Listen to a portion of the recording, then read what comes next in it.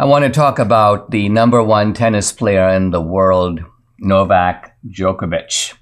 Now, Djokovic is a remarkable guy. He came of age in a time when two of the greatest tennis players, Federer and Nadal, dominated the field. It looked like they were virtually invincible, and Djokovic not only showed that that was not the case, but he showed that he could beat them. And he was playing these guys in their prime, and he emerged as the number one tennis player in the world. Since then, Djokovic has sometimes slipped out of that ranking, but it's due to the fact that he refuses to take the COVID vaccine. And so he has been denied entrance to Australia to play the Australian Open. He couldn't play in the French Open. And I believe Wimbledon allowed him to play, which, by the way, Debbie and I are very happy about. We are going to Wimbledon this year. We've got fabulous center court tickets, and we're hoping to see Djokovic and others in action. But Djokovic is being blocked from coming to the United States. Apparently, he wants to play in the tournament in Indian Wells. Around the same time, there's a tournament in Miami. I think it's called the Miami Open. And the Biden administration, the DHS, Department of Homeland Security, won't let him in. Now, this is downright ridiculous. It's one thing to do this in, June or early 2021. It's a whole other thing to do it now.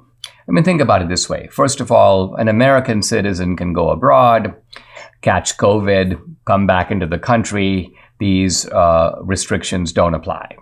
Djokovic is actually very careful. This is a guy who has almost a religious approach. He's a very spiritual guy on the one hand, but on the other hand, he's also somebody who apparently pays microscopic attention to what goes into his body. He's very careful what he eats.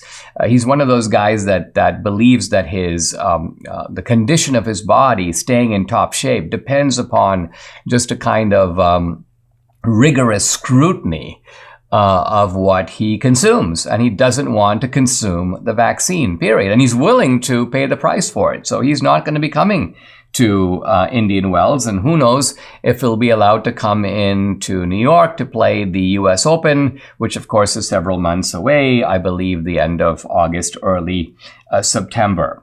Now, as I say, this to me makes absolutely no sense. It reflects a kind of dug-in commitment to the vaccine when we know, and is now widely admitted, I'm actually not even saying anything controversial, this is now even admitted by the Biden administration and by the health authorities, getting the vaccine does not prevent you from getting COVID.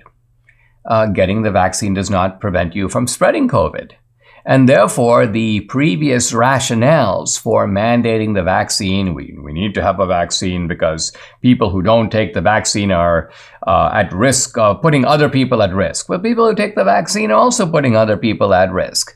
The vaccine is going to save lives. Well, you can still get COVID.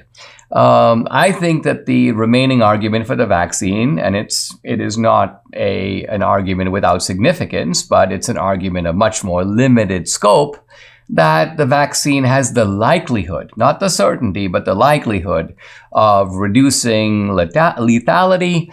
By the way, COVID by itself isn't all that lethal. If you look at the rates of lethality, they're quite low now for pretty much every group, and they're much lower even for younger groups. But moreover, the vaccine may, in some cases, reduce the severity of COVID. And that's a good reason. If you want to take the vaccine for that reason, you can do it. Now, Ron DeSantis, in his very Ron DeSantian way, has come up with a kind of ingenious solution. And his solution is Novak Djokovic can enter the United States by boat. When I told this to Debbie, she was like, what? You can get around this DHS rule? Well, it turns out apparently you can, because the DHS rule has a certain scope.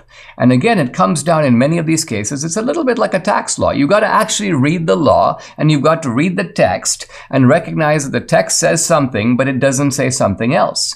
If the text says that it's going to prohibit entry of the United States through, for example, the TSA, it could be that there are ways to get around that. And so Ron DeSantis has written a letter to the Biden administration basically saying, as far as I can see, there's nothing in the law to prevent Djokovic from entering Miami in a maritime way, through a boat, through a ship. And Debbie made the point, she goes, maybe the rules are a little more lenient with ships because of all the cruises that come to Florida, that come to the United States. If they have vaccine requirements on all the cruises, it would probably put a real damper in the cruise industry. So maybe the cruises were able to talk the administration into not having the same kind of strict vaccine requirement for foreign nationals who come via cruise to the United States. So in any event, it looks like DeSantis is going to verify with the Biden administration that this is in fact what the law says. And then Novak Djokovic will have a way. Who knows if he'll want to. He might be indignant and go, forget it. I don't care about the Miami Open. I'm not going to be subjected to this kind of indignity. Besides, I'm not going to come by boat. It's going to take me like 4 weeks to get there, or 2 weeks to get there, not 4 weeks. And so he may not choose to avail himself of this option. But I think this shows the operational ingenuity of DeSantis in looking at this law, recognizing he's not going to get the Biden people to change it, and trying to find a way around it.